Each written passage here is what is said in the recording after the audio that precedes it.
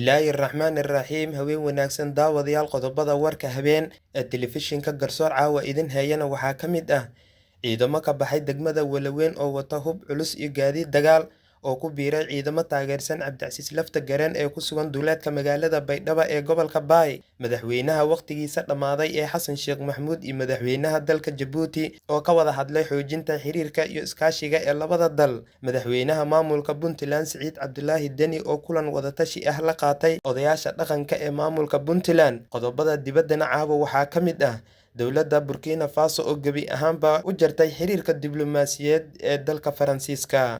Waa habeenimo Isniin soo galayso taariikhduna ay ku astaysan tahay 28-ka bisha 6 2026.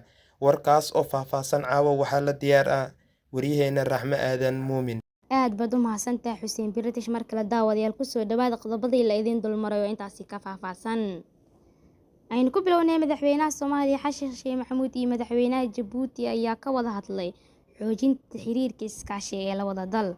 warkani waxaa la diyaaraa Xuseen British. Madaxweynaha waqtigiisa dhammaaday ee Xasan Sheekh Maxamuud ayaa kulan la qaatay madaxweynaha dalka Jabuuti Ismaaciil Cumar Geele. Labada madaxweyne ayaa ka wada hadlay xoojinta xiriirka soo jireenka ah iyo iskaashiga laba geesoodka ah ee Soomaaliya iyo Jabuuti. Sidoo kale waxa ay adkeeyeen muhiimadda ay leedahay si ballaarinta wada shaqaynta dhinacyada ay labada dal ay wadaagaan. Intii uu socday kulanka, madaxweynaha waqtigiisa dhammaaday ee Xasan Sheekh Maxamuud ayaa sidoo kale hambalyo u diray madaxweyne Ismaaciil Cumar Geele iyo shacabka reer Jabuuti. Kulanka ayaa sidoo kale waxaa si weyn looga hadlay xaaladda Soomaaliya iyo xaaladda guud ee gobolka. Dhinacyadu waxa ay sidoo kale falanqeeyeen xaaladda siyaasadeed uu xilligan marayo dalka iyo sidoo kale xaaladda gobolka. Dhowaan ayay ahayd markii madaxweynaha waqtigiisa dhammaaday ee Xasan Sheekh Maxamuud uu tagay dalka Kenya, halkaas oo kula kulmay madaxweynaha dalka Kenya William Ruto. Waxaa sidoo kale la filayaa in madaxweynaha waqtigiisa dhammaaday ee Xasan Sheekh Maxamuud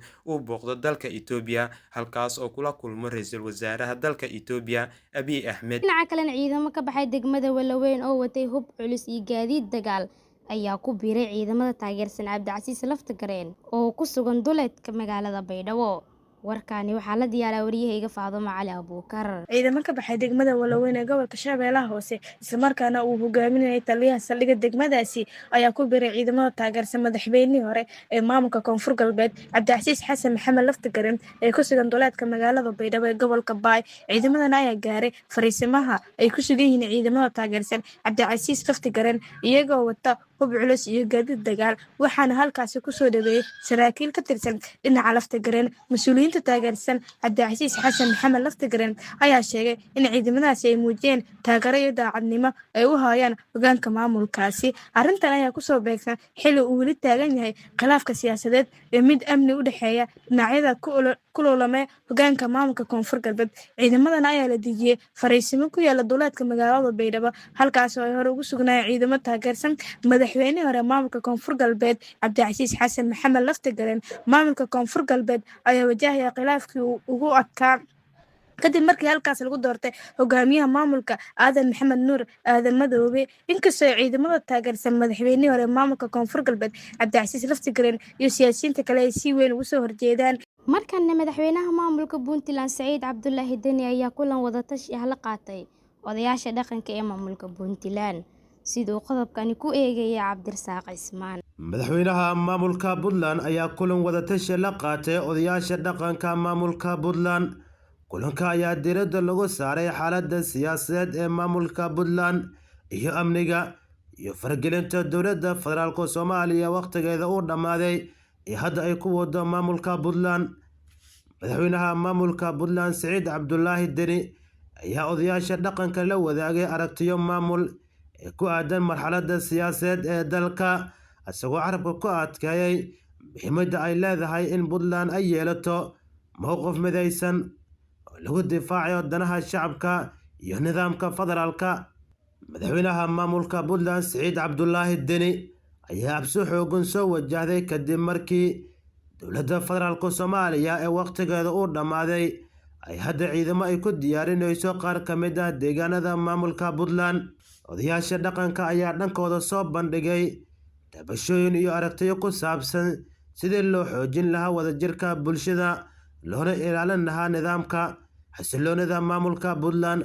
waxayna sidoo kale ku baaqeen in khilaafaadka siyaasadeed ee maamulka Puntland iyo dowladda waqtigeeda uu dhammaaday ee kala dhexeeyo lagu xalliyo wada hadal iyo is-afgarad. Kulamadan ayaa imaanaya xilli uu weli taagan yahay khilaafka u dhexeeya maamulka Puntland iyo dowladda federaalka Soomaaliya ee waqtigeeda uu dhammaaday, kaas oo la xiriiray arrimo ay ka mid yihiin doorashooyinka iyo dib u eegista dastuurka.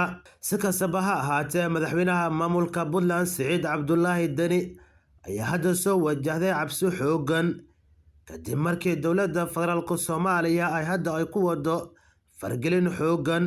Maamulka Puntland ay hadda dowladda federaalka Soomaaliya ay kala dirayso odayaasha dhaqanka maamulka Puntland iyo qaar ka tirsan saraakiisha daraawiishta maamulka Puntland iyo bulshada qeybaheeda kala duwan. markana akhbaaraadka caalamka.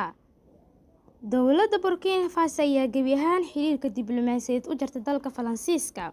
dowladda Burkina Faso ayaa si rasmi ah ugu dhawaaqday inay gebi ahaan jartay xiriirka diblomaasiyadeed ee kala dhexeeya dalka Faransiiska, iyadoo sheegtay go'aankaasi dhaqan galay isla maalintii lagu dhawaaqay. Talaabadan ayaa noqotay mid sii xoojinaysa khilaafka muddooyinka dambe u dhexeeyay labada dal. war-saxaafadeed ka soo baxay dowladda Burkina Faso ayaa lagu sheegay in xiriirka labada dal uusan mar dambe ku dhisnayn ixtiraam iyo kalsooni. dowladda ayaa sidoo kale ku eedeysay Faransiiska inuu wiiqay madax-bannaanida dalka, isla markaana taageero siinaya koox ay ku tilmaameen musuqmaasuq ama khalalaas wadayaal. inkastoo aysan soo bandhigin caddeyn arrintaasi taageeraysa, Faransiiska ayaa hore u beenisay.